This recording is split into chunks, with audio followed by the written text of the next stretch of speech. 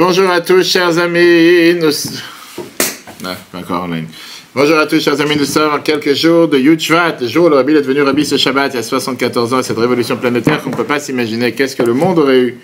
Comment le monde aurait été si on n'aurait pas eu ce monde, si on n'aurait pas eu cette date tellement importante?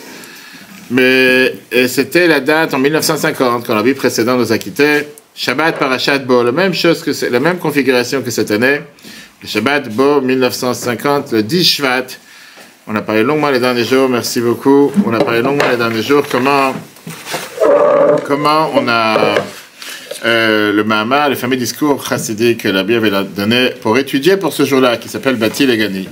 Je suis venu dans mon jardin pour rappeler comme quoi le monde, c'est pas une jungle, le monde appartient à Dieu. Il y a la lumière divine qui existe dans chaque détail du monde. Et la mission que chacun d'entre nous a, on peut voir tout ça dans les cours sur Torah.fr, comme le cours qu'on a vu hier soir, c'est Bati Legani, c'est 1724, ainsi que le cours qu'on a vu hier après-midi, qui explique la mission de notre génération. Comment vaincre les forces du mal, comment vaincre le Hamas, comment vaincre le djihad. Et tout ça, je vous conseille vivement de revoir les cours sur l'application. Aujourd'hui, on va s'arrêter sur la paracha, et c'est aussi la même notion. Parce que ça y est, on a passé 2 semaines d'enfer, on va dire. Maintenant, même 6 ans la paracha, c'est 2 semaines, mais c'est en vérité beaucoup plus long. Après les 86 ans d'esclavage, de travaux forcés, finalement, on arrive avec la fin des 10 plaies, 3 dernières plaies cette semaine, qui sont les sauterelles, les ténèbres et la mort des premiers-nés. Et juste après, Pharaon, il vient en pyjama la nuit, il dit au peuple juif, il dit à Moshe, je t'en supplie, fais sortir ce peuple d'Égypte, avant qu'on va tous mourir. Les portes de l'Égypte s'ouvrent devant un peuple géant, des millions de personnes qui sortent et finalement la liberté. Mais là, il y a une demande bizarre. Une demande bizarre que Dieu demande à Moshe juste avant la sortie du peuple juif d'Égypte qui est, va voir le peuple juif. Et dis-leur qu'ils aillent demander à un homme de son ami et une femme de son ami des ustensiles en or et des ustensiles en argent. Allez vider l'Égypte. Dis-leur que chacun va taper sur la porte de leur voisin égyptien et leur demander un cadeau de revoir, un cadeau de séparation avant de partir du pays. Et la Torah, elle te dit, comme quoi le peuple juif a écouté la demande, et les Égyptiens, ils leur ont donné tous les ustensiles d'or et d'argent qu'ils avaient. Alors, quel est le but? Tout le monde se demande la question, quel est le but? Imagine-toi que tu dis à des gens qui étaient dans les camps à Auschwitz pendant 2 ans, 3 ans, 4 ans, que les Américains ils viennent les libérer, avant de partir, allez voir les Allemands, demandez-leur tout l'argent et l'or qu'ils ont dans la poche. La vérité, ces gens-là, la seule chose qu'ils pensent, c'est de pouvoir partir, de pouvoir... Ils sont pas là... Et surtout, quel est le but que les Juifs aient regardé dans les yeux de leurs oppresseurs, de ceux qui les ont rendus esclaves, de ceux qui leur ont fait travailler dur, tellement dur, leur demander des demandes pareilles. Rashi, commentateur de la Torah, il écrit dans la Gemara Brachot, page 9a, Daberna, quand la Torah te dit parle de grâce, non, c'est la chaîne Bakasha. Ça veut dire, va, Dieu, comme s'il demande à Moshe, dis fais-moi une faveur, je t'en supplie. Ne les laisse pas partir les mains vides. S'il part d'Égypte, qu'ils aillent leur demander tous les ustensiles en argent. Je fais vraiment ce service. Pourquoi? Rachid t'explique, pour pas que le grand-père, Abraham, va venir avec un argument en me disant, ah, ça que tu m'as dit qu'ils vont être étrangers dans un peuple qui n'est pas le leur, et qui vont les faire travailler, qui vont les faire travailler dur, vont les faire souffrir, ça Dieu l'a accompli. Et tu m'as aussi promis qu'ils vont sortir avec une grande richesse, et ça tu n'as pas accompli.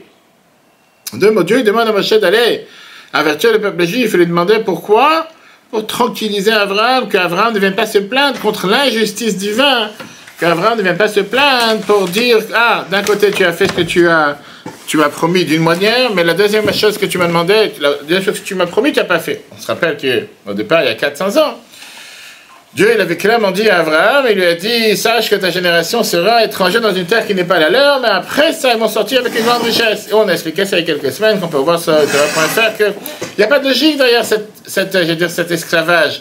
On n'avait fait aucune erreur, il n'y a aucune punition, le peuple juif n'était pas censé être puni. Pour tous ceux aujourd'hui qui pensent connaître la pensée de Dieu et qui te disent que pourquoi il y a eu ce qui s'est passé le 7 octobre, parce que c'est une punition. Quelle punition il y avait avant la sortie d'Égypte, avant l'esclavage en Égypte? C'était le cheminement que Dieu avait prévu en disant à Dieu, en disant à Abraham, que le peuple juif serait étranger dans une terre qui n'est pas la leur, et après ça, on va sortir avec une richesse. Donc Dieu, il a dit à Abraham, Dieu dit à Moshe, je t'en supplie, on va demander au peuple juif, va leur dire d'aller demander aux Égyptiens les ustensiles en argent et en or, pour qu'on ne puisse pas dire qu'Abraham ne vienne pas dire après, ah, la première moitié il a accompli, la deuxième moitié il n'a pas accompli. Et donc, si on peut dire, c'est très bizarre de dire que quoi, que la seule raison pour que Dieu demande une telle demande à Moshe, C'est pour qu'Abraham, qui est décédé depuis longtemps, qui va venir avec un argument, etc., etc. D'abord, il y a plusieurs questions qui se posent. Tout d'abord, qu'est-ce qu'on en a à faire de la demande d'Abraham, la plainte d'Abraham? Dieu, il a promis qu'on allait sortir avec une grande richesse. Il doit faire sa promesse. Dieu, il a dit que le peuple juif va sortir d'Égypte avec une grande richesse. Pourquoi pas le faire? D'ailleurs, c'est la raison pour laquelle, quand on dit une bénédiction, on répond à la fin Amen. C'est quoi Amen? C'est pas Amen quelque chose. Amen veut dire, c'est un acronyme de 3 mots. Amen, c'est Kel Melech Ne'eman. Dieu, c'est un Dieu fidèle, un Dieu à qui on fait confiance. Il a dit quelque chose, il va le faire. Qu'est-ce qu'on dit dans l'Haftara? En général, les bénédictions de l'Haftara.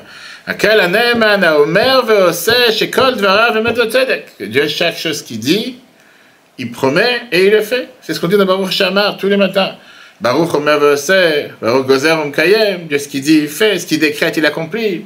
Dieu, il a promis à Abraham qu'on allait sortir avec une richesse. C'est tout à fait normal qu'on soit. C'est pas parce que peut-être qu'Abraham va venir se plaindre. Qu'est-ce que j'en ai à faire s'il vient ou il vient pas se plaindre? Dieu, il a promis, il doit le faire. C'est comme si tu vas me dire, ah, si Abraham il est endormi, il va pas venir se plaindre et je n'ai pas besoin de remplir ma promesse. Dieu, il a promis, il doit le faire. Deuxièmement, disons qu'Abraham, il va venir en disant que c'est pas juste. Tu as promis quelque chose. Dieu ne peut pas lui dire le fameux mot que tous les Israéliens connaissent qui s'appelle Savlanut. Patience. Rashi lui-même nous rappelle plus tard ce qui s'est passé dans une semaine. On sort d'Égypte cette semaine. Qu'est-ce qui se passe la semaine prochaine? Dans Béchalach, on va traverser la mer Rouge. Et qu'est-ce qui se passe sur le bord de la mer Rouge? On voit comment tous les Égyptiens, les soldats égyptiens sont noyés. Et ils sont tous partis avec leurs diamants qu'ils n'ont pas donnés au peuple juif, qu'ils avaient cachés dans leur poche. Et là, le peuple juif, il voit comment tous les diamants, les pierres précieuses, etc., des Égyptiens étaient rejetés sur le bord de la mer. Et le bord de la mer a rejeté toute cette richesse, et le peuple juif s'est venu pour ramasser toute cette richesse qu'on appelle Bizatayam. À tel point que Rashi est écrit que toute cette abondance de richesse qui était sur le bord de mer était beaucoup plus grand que tous les cadeaux qu'on a reçus en sortant d'Égypte. Donc on demande si jamais Abraham il vient avec une plainte en disant « Ah, tu n'as pas accompli ce que tu m'as promis !» Dieu lui dit « Écoute-moi, cher ami, c'est écrit nulle part que je dois te faire ça tout de suite. Attends quelques secondes, attends quelques jours, ils viennent de sortir, ils vont arriver en Égypte. Ils vont arriver sur le bord de mer, et là tu vas voir, et la preuve c'est qu'ils sont devenus riches plus tard. Donc si de toute façon il y a eu ce deuxième point où ils ont pu devenir riches, et avec ça Dieu a accompli sa promesse, quel était le but? Qu'avant de partir d'Égypte, il fallait taper aux portes de tous les voisins, et leur dire, écoutez chers amis, avant de partir, merci pour l'esclavage de 86 ans, donnez-moi tous les ustensiles en argent et en or que vous avez, etc. Comme j'ai dit tout à l'heure, ce Shabbat, c'est le Shabbat que le Rabbi est devenu Rabbi à 74 ans. Et cette pensée, la réponse qu'on va voir, c'est la pensée révolutionnaire du Rabbi qui nous montre. C'est la leçon que la Torah a voulu faire passer avec ce message. C'est une leçon qui n'était pas seulement valable à l'époque, mais c'est valable aussi aujourd'hui. Et on voit combien on dit, on va commencer, on a parlé que le nouveau cours qu'on va commencer avec Rabat, c'est Dieu va partir dans dimanche prochain, pas ce dimanche prochain le matin, le GLI, Advice for Life, les conseils pour la vie, des conseils pour la vie utile, basé d'après l'enseignement du Rabbi qui est enseignant en ce moment, c'est à partir de la semaine prochaine, dans plus de 700 endroits sur la planète. Avec des conseils richissimes, avec toutes ces personnalités de tous bords, juifs ou non juifs, avec des vidéos, avec des lettres, qui sont venus demander conseil du Rabbi sur tous les sujets, sur le commerce, sur la vie, sur la santé, sur la famille, sur le travail. Et on voit comment ce point, il revient à chaque fois dans chacune de ces conseils que le Rabbi a pu donner. L'idée ici n'est pas l'argent. C'est pas le fait d'aller demander de l'argent aux Égyptiens, donnez-moi vos ustensiles en argent et en or. C'était de pouvoir, ce qu'on appelle, comment on appelle ça aujourd'hui, de redonner valeur, redonner confiance, redonner cette fierté au peuple juif qui avait été piétiné, qui avait été rabaissé pendant tout cet esclavage. Abraham ne s'est pas battu pour enrichir ses enfants. Abraham, il voulait que ses enfants, quand ils sortent d'Égypte, ils sortent comme des vainqueurs. Ils sortent comme des gens qui ont la tête haute, pas comme des êtres humains brisés, des êtres humains qui ont été massacrés, et qu'ils ont peur de leur existence, pour ça qu'ils sont en train de souffrir. Et le seul moyen de pouvoir obtenir une chose pareille, c'est qu'ils aillent voir les Égyptiens en leur demandant des cadeaux, et qu'ils puissent les regarder dans les yeux, et que les Égyptiens vont devoir leur donner tous les plus beaux ustensiles qu'ils ont. C'est ce que la Torah cherche. La Gemara te raconte, avance l'histoire 1500 ans plus tard, depuis la sortie d'Égypte. Le grand roi Alexandre le Grand arrive dans la même région. Et lui, il a déjà conquis en quelques années tout ce qui est le Moyen-Orient, des parties de l'Asie. J'ai arrivé jusqu'en Inde. Et il commence à faire toute ce qu'on appelle une grande conférence au Moyen-Orient et il ramène tous les dirigeants de toute la région. Et vient le représentant égyptien, 1500 ans plus tard. Vient le représentant égyptien. Et qu'est-ce qu'il demande? Il demande des dédommagements du peuple juif. Il dit qu'avant la sortie d'Égypte, qu'est-ce qui s'est passé avant la sortie d'Égypte? Il dit qu'avant la sortie d'Égypte, on est parti leur demander, soi-disant, leur emprunter des ustensiles en argent et en or et des habits.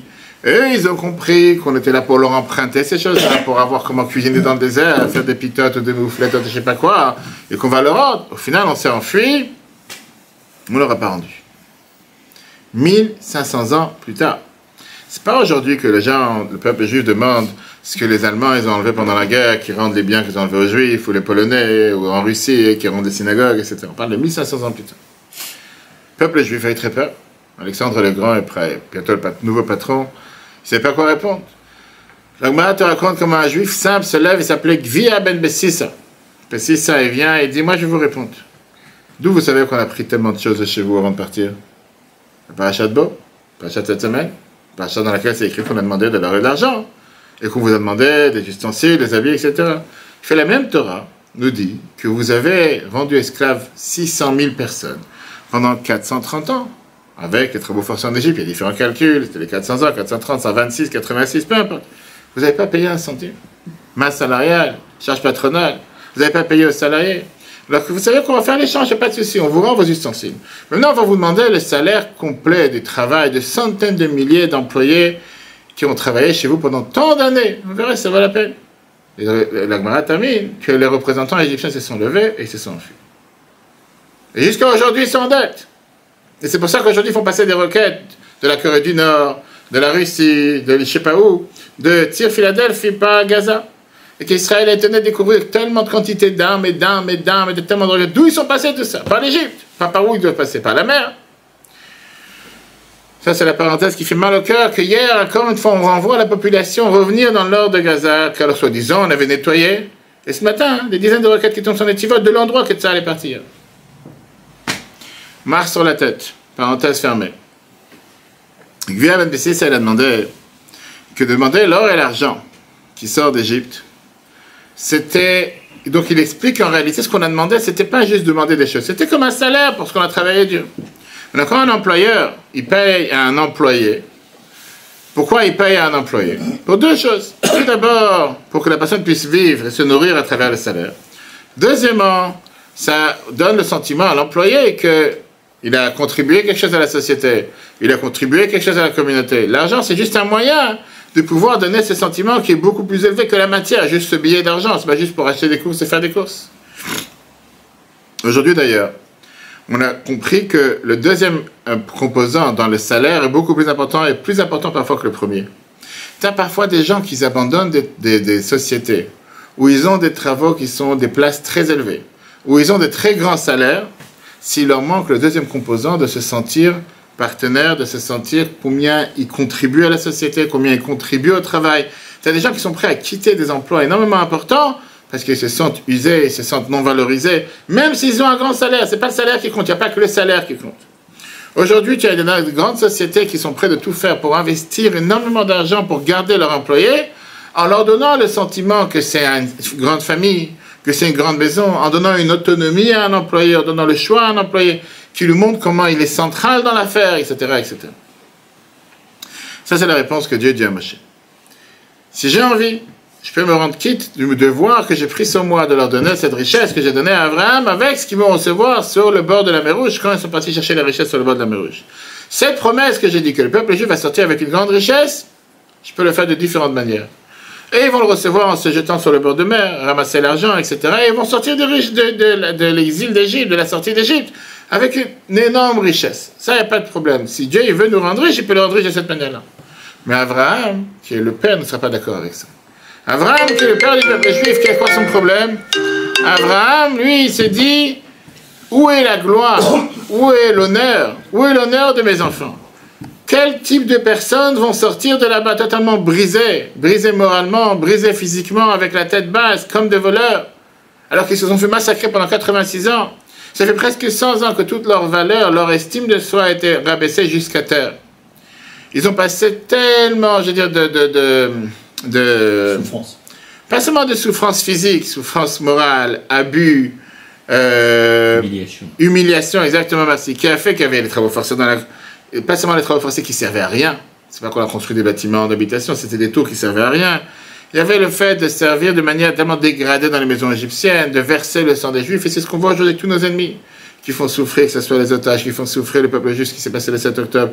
C'est pas juste vouloir tuer, etc. C'est juste rabaisser, humilier, montrer que tu n'as aucune valeur. Parce que c'est des gens qui sanctifient la mort, donc aujourd'hui, ils n'ont aucun problème avec la vie. Donc chacun du peuple juif, il se sentait totalement brisé, apeuré, sans aucune valeur. Alors oui, c'est vrai que le corps, il est sorti. Arrive la sortie d'Égypte, parachat cette semaine, on voit comment le corps juif est sorti. Très bien.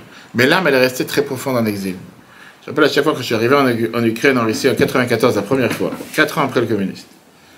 Tu voyais des Juifs qui sont venus à la synagogue le matin, j'étais là pendant 3 mois, 4 mois, depuis juin, juillet, depuis que le rabbi nous a quittés matériellement, c'était en juin 1994 jusqu'à octobre. Il y avait quoi? Chaque Shabbat, il y avait 65 personnes. Chaque jour, je veux dire, des Juifs qui venaient à la synagogue prier. Mais tu comprenais que le communisme, peut-être, il est tombé. Mais dans leur tête, ils ne sont pas communistes. Ils sont 10 fois communistes. Tu marchais dans la rue, je me rappelle, je marchais dans la rue, et les gens ils se retournaient pour voir s'il n'y a pas quelqu'un qui les suit. Combien tu peux essayer de leur faire comprendre que le communisme, il n'est plus là officiellement? Dans leur tête, ça ne marche pas. Ils ont été tellement formatés de cette manière qu'ils ne comprenaient pas que tu leur dis, mais non, ça va, tu peux venir à la synagogue. Personne ne va te courir derrière. Personne ne t'attend à la porte de la synagogue pour rapporter à la police en disant qu'il est venu prier, comme il se passait justement. Et donc, il y avait ce traumatisme, il y avait ces blessures psychiques, qui étaient beaucoup plus graves que les blessures physiques, de cette dépendance totale des Égyptiens. Et ça, c'est pas une manière comment tu peux recommencer une nouvelle vie. À quoi ça ressemble? J'ai dit, il y avait un juif hongrois, qui une fois, il a raconté le sentiment qu'il avait en tant qu'adolescent au moment de la Shoah. C'est que la vie d'un juif avait beaucoup moins de valeur que la vie d'un chien. Si un chien était, on l'a roulé dessus dans la rue, tout le monde se débarrassait rapidement pour aller essayer de nettoyer son cadavre, que les gens vont parler. Mais si on tapait ou on tuait un juif, personne ne s'arrêtait pour savoir est-ce qu'on peut faire quelque chose. C'est comme si ça n'avait aucune valeur. Tu as des autres personnes qui sont sorties de la Shoah, qui racontent, et je raconte ça aujourd'hui, c'est le jour de la skier de ma grand-mère, qui est sortie des camps de Dachau. Aujourd'hui, elle est décédée en 2009, le 6 Shvat, pour ça c'est aussi là sa mémoire. Que quelqu'un qui est sorti de la Shoah, il raconte que quand il est sorti des camps, il cherchait à se marier seulement avec une femme qui avait sauvé des camps. Pas une femme qui n'a pas connu les camps. Pourquoi? Parce qu'il dit seulement elle pourra comprendre les rêves et les cauchemars et toute la tristesse et toute l'atrocité qu'il a subie et les cris dans le milieu de la nuit, elle pourra le comprendre. Quelqu'un qui n'a pas vécu de cette manière ne pourra pas le comprendre. C'est pour ça que la Torah, elle vient. Et la Torah, elle te dit la phrase suivante. La Torah, elle te dit que Dieu dit à Moshe, si tu vas demander au peuple de venir et ils vont s'enrichir sur le bord de mer, bien sûr, peut-être qu'ils vont s'enrichir. Mais ça ne va pas en remonter leur morale. Ça ne va pas les élever à ce niveau de pouvoir regagner leur gloire, leur fierté, leur valeur, leur psychisme, de pouvoir leur état d'esprit qui va pouvoir sortir avec, qui va lui aussi être libéré. Donc je te demande de demander au peuple juif, malgré que c'est dur pour eux d'aller affronter leurs agresseurs dans la figure, d'aller les voir taper à leur porte. Quand ils vont aller les voir en tapant à la porte du début, on est fiers de qui nous sort. Et on va sortir d'Égypte. Je raconte à tout le monde, j'ai le cours que je fais grâce à Dieu sur Internet, beaucoup de gens les voient. Il y a un cours que j'ai fait il y a 2 semaines, 3 mois du 7 octobre, qui est l'enseignement, pas une punition, etc. Il y a un musulman, un arabe, qui a écrit un commentaire. Vous pouvez voir sur YouTube en disant, arrêtez de propager le sionisme, arrêtez de nous faire savoir des mensonges, je n'êtes même pas capable de combattre le Hamas. Qui sont ces 6 pays qui attaquent Israël? J'ai répondu. Voilà le commentaire sur YouTube. Et j'ai répondu à votre. J'ai dit, c'est quoi les 6 pays qui attaquent Israël en ce moment? Tu as l'Irak, tu as le Yémen, tu as les Houthis, tu as la Syrie, tu as le Liban, tu as le Hezbollah, tu as le Hamas, etc. Après, il me dit, le Hamas, etc. Et après, il me dit, comme quoi, arrêtez de propager le sionisme. J'ai dit, écoutez-moi une chose. Non, il me dit, comment vous n'arrêtez pas de rabaisser le peuple palestinien, etc. Je fais, écoute, c'est difficile de s'excuser pour rabaisser un peuple qui n'existe pas. Numéro 1. Et numéro 2, j'ai fait propager le sionisme. Je fais, écoute, on existe depuis plus de 3000 ans quand même. Je fais, c'est pas quelque chose qu'on a à se cacher. Tout le temps que c'est pas nous qui sont là pour partir, pour brûler, torturer, découper, violer des innocents, on n'a absolument rien à se cacher. C'est pas à nous de se cacher. C'est plutôt à des gens qui ont tout à se reprocher. C'est à eux de se cacher. Viens la Torah, elle te dit, c'est pour ça que Dieu a voulu que le peuple juif vont pouvoir regarder dans les yeux ces Égyptiens et leur demander d'ouvrir vos trésors. Ces Égyptiens que hier ils les ont massacrés, leur ont donné des coups, ils leur ont fait mal. Ils vont devoir ouvrir leurs portes à ces Juifs. Et là, ils vont devoir découvrir les trésors qu'ils ont chez eux. Et ils seront obligés de leur donner leurs trésors de la manière la plus large possible. Pas d'une manière comme si c'est bon, pas grave, vas-y, pars, l'essentiel c'est que tu t'en vas. Non, je m'en vais pas les mains vides. Alors, 2 mots, ce que Dieu cherchait, c'est pas seulement que les poches soient pleines, c'est que le cœur soit plein. C'était une manière de réparer et de redonner ces sentiments au peuple juif, de redonner cette gloire, de savoir comme quoi j'existe, j'ai de la valeur. Je ne suis pas juste un grain de sable qui a été piétiné par la masse et qui n'a aucune valeur. Et Abraham, il n'est pas prêt à pardonner sur ça. Abraham, il était quelqu'un qu'il demandait pas seulement qu'il y a l'argent et l'or pour ses enfants, mais qu'il y a aussi son estime de soi, qu'il a sa valeur, qu'il se considère qu'il n'est pas juste quelqu'un qui vaut rien. Non, il est un enfant d'Abraham et de Jacob, il a toute sa gloire, il a tout son honneur, et que son honneur soit rétabli. Quand on parle, j'ai dit, ce Shabbat, le Yud Shvat, qui est le jour que le Rabbi est devenu Rabbi à 74 ans, combien on voit que le Rabbi a fait ça à travers toute sa vie? De savoir donner le sentiment à chacun qu'il a toute sa valeur, qu'il a toute sa place, que chaque individu a toute sa place. Quelqu'un, une fois, il était à côté de l'endroit de Rabbi dans le du dimanche, qu'on pouvait voir pendant des heures et des heures, depuis 11h du matin, 10h30 jusqu'à des fois 5h, 6h, 7h du soir, debout pendant 7-8 heures à 90 ans. Et il a vu que le Rabbi qui est proche de 90 ans, il voit comment il donne un dollar, il prend la main, il donne un dollar à quelqu'un. Après, il donne un dollar, comme ça plusieurs fois. Ce juif ne pouvait pas s'arrêter et demander au Rabbi d'où vous avez la force pour ça. J'ai dit, imagine n'importe quelle personne de faire ce geste, juste 10 minutes, un quart d'heure. Après, tu es fatigué. J'étais chez le kiné la semaine dernière, m'a demandé de faire un geste avec le corps, etc. Tu fais 15 minutes, tu es déjà fatigué, tu n'as plus les forces de le faire. Et on n'a pas 90 ans.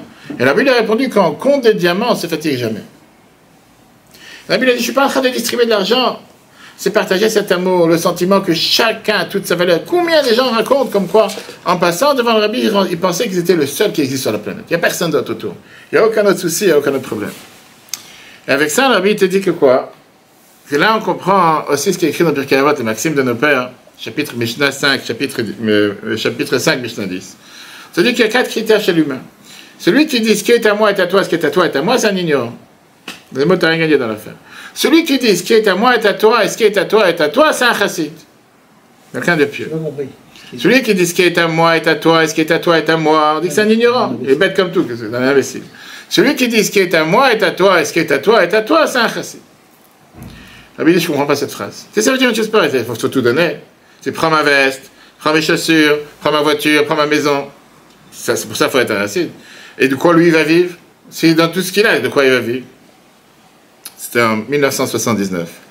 La Bible te dit, la Mishnah ne te dit pas qu'il faut tout donner. La Mishnah te dit de celui qui dit, qu'est-ce que ça veut dire? De donner le sentiment à l'autre que tout lui est dû. De donner le sentiment à l'autre qui n'est pas rien, qui n'est pas quelqu'un qui veut rien. Beaucoup plus que donner de l'argent, c'est donner le sentiment que je te valorise, je t'aime, je te donne plus que qu'est-ce que je peux donner. C'est un mérite que j'ai de pouvoir t'aider, de pouvoir te donner encore plus. Et parfois, ce sentiment est beaucoup plus important que l'argent.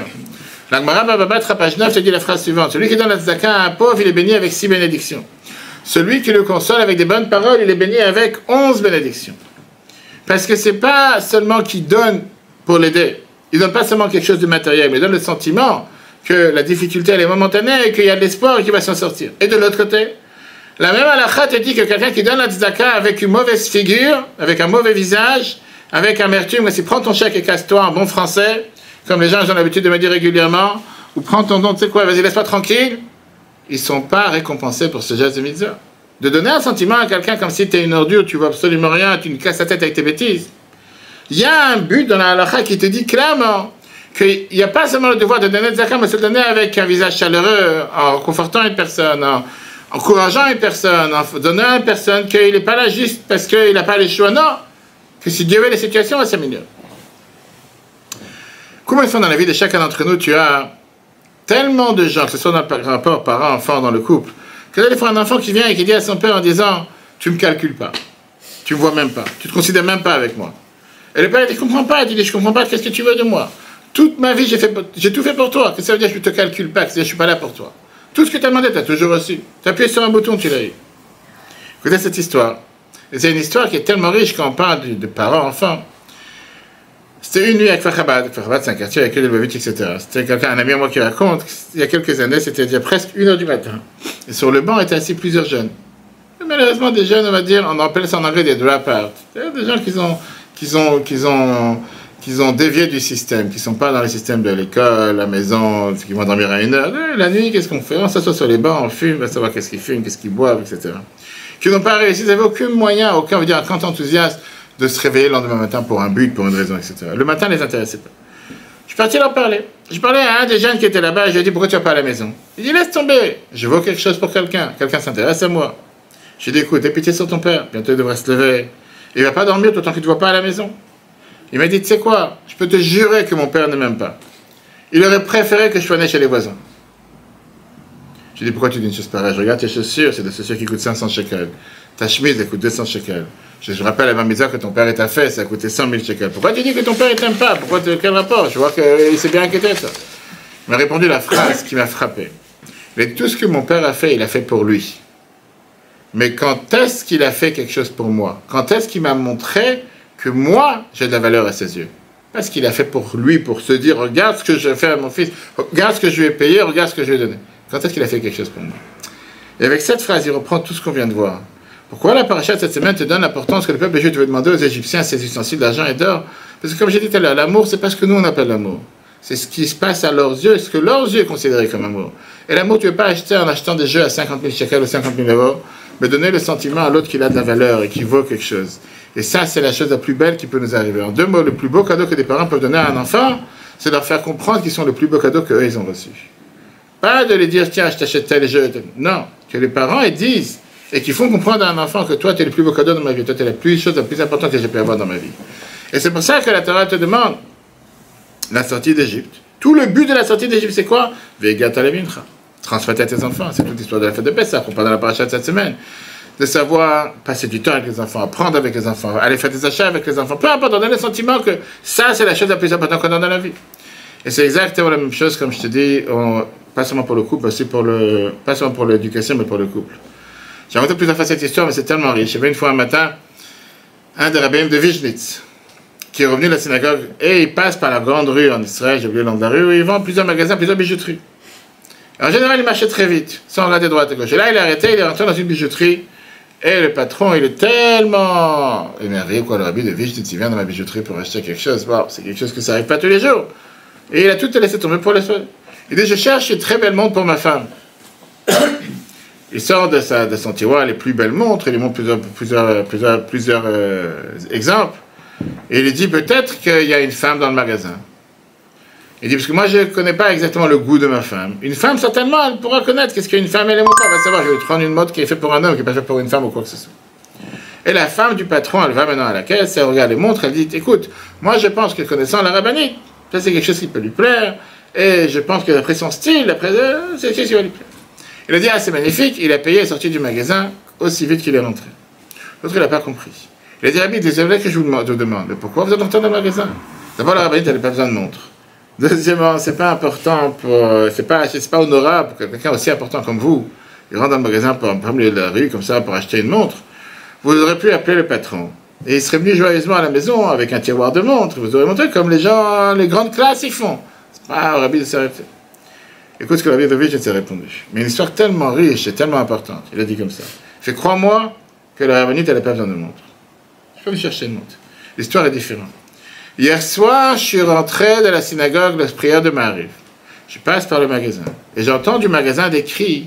Espèce d'idiote, espèce de beau à rien. Ça fait 2 semaines que tu n'as absolument rien vendu. Pourquoi tu viens au travail? Tu es un employé qui ne sert à rien. Reste à la maison, tu fais rien ici, tu perds ton temps, etc. C'était le patron du magasin qui s'est énervé contre sa femme. J'ai décidé de lui rendre sa gloire. J'ai décidé de lui rendre son honneur. Et de montrer à son mari combien de valeur sa femme a. C'est parce que ma femme l'a donné. Et combien la vie nous a montré, je te dis, avec tellement c'est sans fin, c'est ça le nouveau cours qu'on va faire, si je veux, je te dis, à partir de dimanche matin prochain, dans 10 jours, on va travailler pendant 6 cours, Advice for Life, tellement riche, ces conseils du rabbi sur le sujet de la vie, que ce soit sur le couple, l'éducation, la famille, la santé, le travail. Combien, il y a le mot, on dit en anglais, empowering, de donner les forces, de renforcer l'autre, de lui donner les forces de pouvoir lui le faire. La fameuse phrase que Jonathan Sachs avait toujours l'habitude de dire, Rabbi n'a pas créé des followers, il a créé des leaders. Rabbi ne cherchait pas à créer des gens qui le suivent comme des moutons, sans réfléchir, mais créer des dirigeants. Rabbi cherchait à rendre chacun d'entre nous un dirigeant. Chacun d'entre nous un ambassadeur de Dieu pour répandre la lumière sur terre, répandre le bien sur terre. Chacun à son niveau, chacun a le droit de le faire. Voilà, chers amis, on avait le cours sur la paracha de Bo cette semaine. Le cours on replace sur eTorah.fr si Dieu veut. Très bonne journée à tous et à la semaine prochaine.